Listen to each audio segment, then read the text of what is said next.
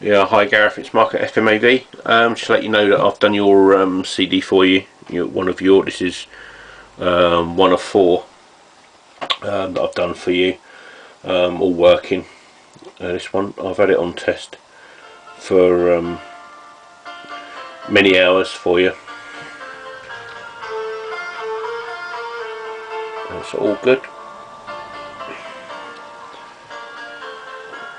This is the one that you said weren't spinning. I tested it and it was a laser, so I've replaced the laser. It was quite crappy in there. It looks like it's had some hard use as well. It looks more likely to be a pub jukebox, this one. But yeah, that's all done for you, mate. That's number one. Alright, so I'm going to do the rest of them and I'll post them as I go.